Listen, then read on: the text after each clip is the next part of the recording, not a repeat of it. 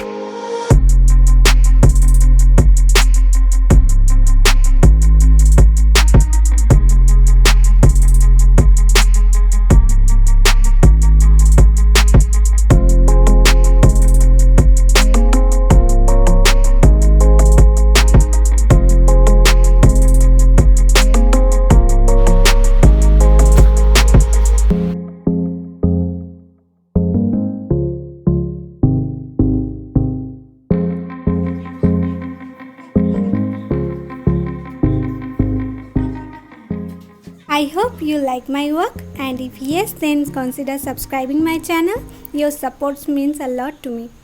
And if you wanna watch my reels, then follow me on Instagram. Link is in the description. Thank you so much for watching. See you soon.